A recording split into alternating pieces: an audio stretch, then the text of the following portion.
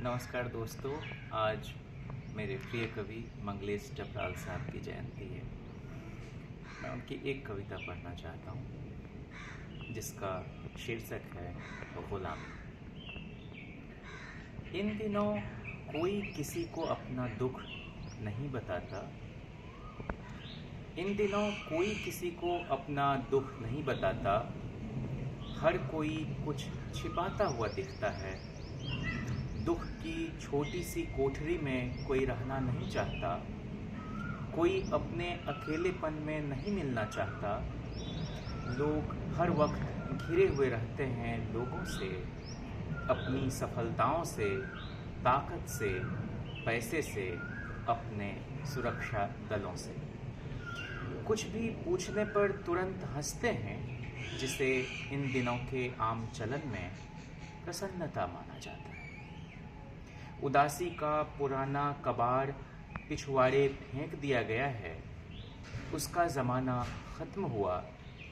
अब यह आसानी से याद नहीं आता कि आखिरी शोक गीत कौन सा था, आखिरी उदास फिल्म कौन सी थी जिसे देखकर हम लौटे थे। बहुत सी चीज़ें उलट पुलट हो गई हैं। इन दिनों दिमाग पर पहले कब्ज़ा कर लिया जाता है। ज़मीनों पर कब्ज़ा करने के लिए लोग बाद में उतरते हैं। इस तरह नई गुलामियाँ शुरू होती हैं।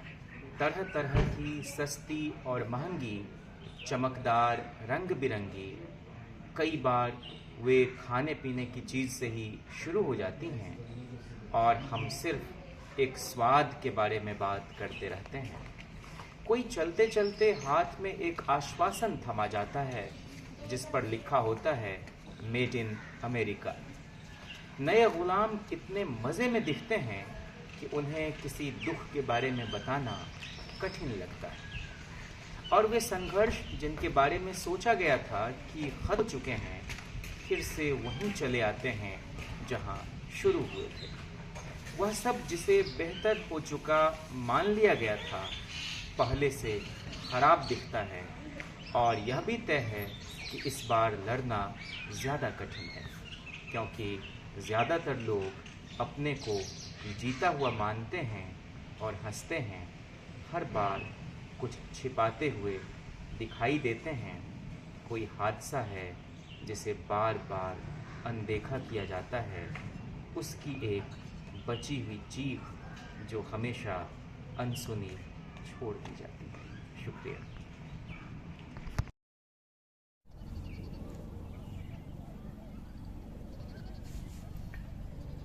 मंगलेश डबराल की एक बहुत प्यारी सी कविता जो मुझे बहुत पसंद है। स्पर्श बचा रहे। मैं चाहता हूँ कि स्पर्श बचा रहे, वह नहीं जो कंधे छीलता हुआ आतताई की तरह गुजरता है, बल्कि वह जो एक अनजानी यात्रा के बाद धरती के किसी छोर पर पहुँचने जैसा होता है। मैं चाहता हूँ स्वाद बचा रहे, मिठास और कड़वाहट से दूर, जो चीज़ों को खाता नहीं है बल्कि उन्हें बचाए रखने की कोशिश का एक नाम है। एक सरल वाक्य बचाना मेरा उद्देश्य है, मसलन यह कि हम इंसान हैं।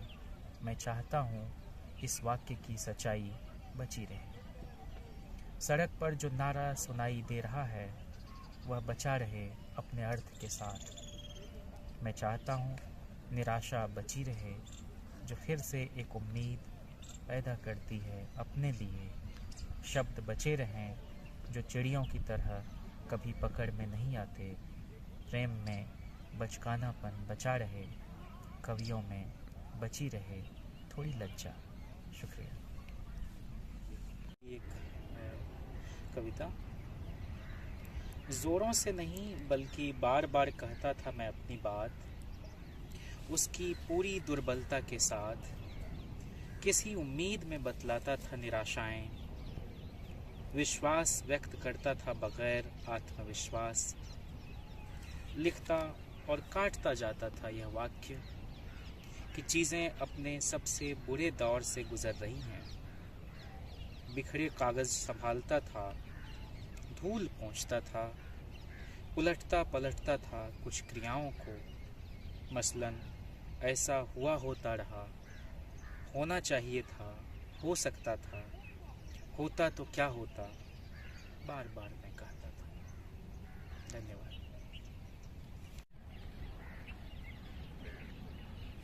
मंगलेश की एक कविता, निराशा की कविता। बहुत कुछ करते हुए भी जब यह लगे कि हम कुछ नहीं कर पाए तो उसे निराशा कहा जाता है। निराश आदमी को लोग दूर से ही सलाम करते हैं। अपनी निराशा को हम इस तरह बचाए रखते हैं जैसे वह सबसे बड़ी खुशी। हमारी आँखों के सामने संसार पर धूल जमती है, चिड़ियाँ फटे हुए कागज़ों की तरह उड़ती दिखती हैं। संगीत भी हमें उदार नहीं बना पाता। हमें हमेशा कुछ बेसुरा बजता सुनाई देता है। रंगों में हमें खून के धब्बे और हत्याओं के बाद के दृश्य दिखते हैं। शब्द हमारे काबू में नहीं होते और प्रेम मनुष्य मात्र के वश के बाहर लगता है। निराशा में हम कहते हैं, निराशा हमें रोटी दो, हमें 2-4 कदम चलने की सामर्थ्य। नमस्ते दोस्तों, आज पितृ दिवस है। दुनिया के तमाम पिताओं को बहुत बधाई और सद्कामनाएं। वे हमेशा स्वस्थ रहें।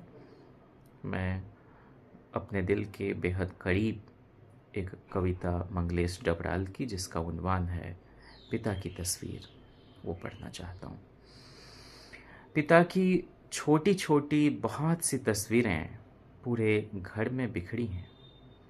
पिता की छोटी छोटी बहुत सी तस्वीरें पूरे घर में बिखरी हैं। उनकी आँखों में कोई पारदर्शी चीज़ साफ चमकती है। वह अच्छाई है या साहस। तस्वीर में पिता खांसते नहीं, व्याकुल नहीं होते। उनके हाथ पैर में दर्द नहीं होता। वे झुकते नहीं, समझौते नहीं करते। एक दिन पिता अपनी तस्वीर की बगल में खड़े हो जाते हैं और समझाने लगते हैं, जैसे अध्यापक बच्चों को एक नक्शे के बारे में बताता है। पिता कहते हैं, मैं अपनी तस्वीर जैसा नहीं रहा, लेकिन मैंने जो नए कमरे जोड़े हैं, इस पुराने मकान में उन्हें तुम ले लो। मेरी अच्छाई ले लो उन बुराइयों से जूझने के लिए जो तुम्हें रास्ते में मिलेंगी। मेरी नींद मत लो, मेरे सपने लो। मैं हूँ कि चिंता करता हूँ, व्याकुल होता हूँ, झुकता हूँ, समझौते करता हूँ। हाथ पैर में दर्द से कराहता हूँ, पिता की तरह खांसता हूँ, देर तक पिता की तस्वीर देखता हूँ। शुक्रिया।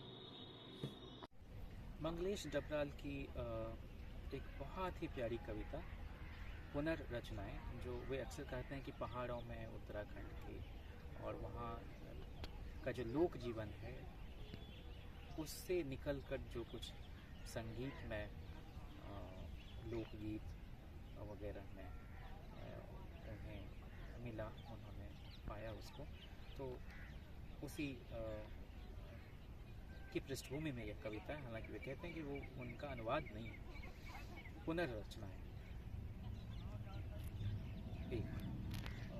तुम्हें कहीं खोजना असंभव था, तुम्हारा कहीं मिलना असंभव था। तुम दरअसल कहीं नहीं थी, न घर के अंधेरे में, न किसी रास्ते पर जाती हुई। तुम न गीत में थी, न उस आवाज़ में जो उसे गाती है, न उन आँखों में जो सिर्फ किन्हीं दूसरी आँखों का प्रतिबिंब है। तुम उन देहों में नहीं थी जो कपड़ों से लदी होती हैं और निर्वस्त्र होकर डरावनी दिखती हैं। तुम उस बारिश में भी नहीं थी जो खिड़की के बाहर दिखाई देती है, निरंतर गिरती है। दो मैंने देखे 2 या 3 रंग, मैंने देखी हल्की सी रोशनी, जो लगातार पैदा होती थी। मैंने देखी एक आत्मा जो कांपती सांस लेती थी। मैंने देखा तुम आती थी मेरे ही स्पर्शों में से निकलकर। इस तरह मैंने तुम्हारी कल्पना की ताकि दुख से उबरने के लिए प्रार्थनाएं न करनी पड़े। मैंने तुम्हारी कल्पना की ताकि नींद के लिए अंधेरे की कामना न करनी पड़े। मैंने तुम्हारी कल्पना की ताकि तुम्हें देखने के लिए फिर से कल्पना न करनी पड़े। 3 रात में खुलता है पहाड़ का दरवाज़ा, रात में खुलती है पहाड़ की खिड़की, वहाँ से प्रवेश करता है प्रेम। दिखते हैं कुछ और दरवाजे दरवाज़ों के आगे, दिखती हैं कुछ और खिड़कियाँ खिड़कियों के आगे। 4 तुम्हारे लिए आता हूँ मैं इस रास्ते, मेरे रास्ते में हैं तुम्हारे खेत, मेरे खेत में उगी है तुम्हारी हरियाली, मेरी हरियाली पर उगे हैं तुम्हारे फूल, मेरे फूलों पर मंडराती हैं तुम्हारी आँखें, मेरी आँखों में ठहरी हुई तुम। 5 तुम्हारे चेहरे पर एक पेड़ की छाया है, तुम्हारे चेहरे पर एक पहाड़ की छाया है, तुम्हारे चेहरे पर एक चंद्रमा की छाया है, तुम्हारे चेहरे पर छाया है एक आसमान की। 6 प्रेम होगा तो हम कहेंगे कुछ मत कहो, प्रेम होगा तो हम कुछ नहीं कहेंगे, प्रेम होगा तो चुप होंगे शब्द, प्रेम होगा तो हम शब्दों को छोड़ आएंगे, रास्ते में पेड़ के नीचे नदी में बहा देंगे, पहाड़ पर रखाएंगे। 7 पत्थरों के भीतर छोड़ दो हमारे सिहरते शरीर, आत्मा अपने आप जन्म लेगी जैसे वह आग जिसे हमने पैदा किया था जब वहाँ 2 पत्थर थे। 8 आंधी में लगातार आते हैं तिनके, धीरे धीरे एक घोंसला बनता है, तुम्हारी देह में उड़ती 2 चिड़ियाँ सो जाती हैं चुपचाप। 9 चुंबन एक दिन तुम्हारे सामने कागज पर एक कविता बनेंगे, कविता एक दिन चुंबन बन जाएगी कागज से उठकर। 10 कोहरे क्या तुम छंटोगे, कोहरे क्या तुम छंटोगे ताकि मुझे दिख सके तुमसे ढका हुआ मेरा पहाड़, पहाड़ क्या तुम कुछ झुकोगे ताकि मुझे दिख सके तुम्हारी ओट में छिपा हुआ मेरा प्रेम।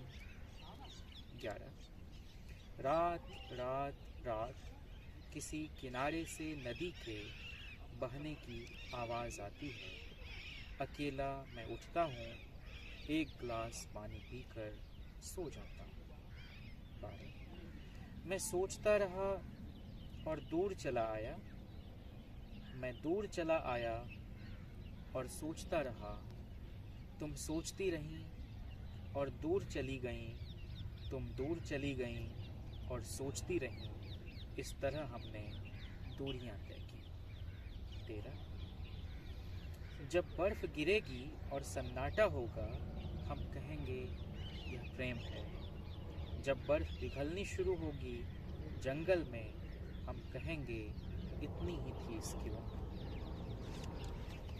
14 4 बार हमें भूख लगेगी, 5वीं बार हम कुछ खा लेंगे, 4 बार प्यास लगेगी, 5वीं बार हम पानी पी लेंगे, 4 बार हम जागते रहेंगे, 5वीं बार आ जाएगी नींद।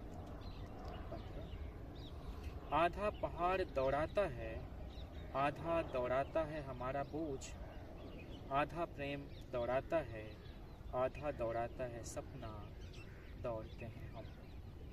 16 बाहर एक बांसुरी सुनाई देती है, एक और बांसुरी है जो तुम्हारे भीतर बजती है और सुनाई नहीं देती। एक दिन वह चुप हो जाती है, तब सुनाई देता है उसका विलाप, उसके छेदों से गिरती है राख।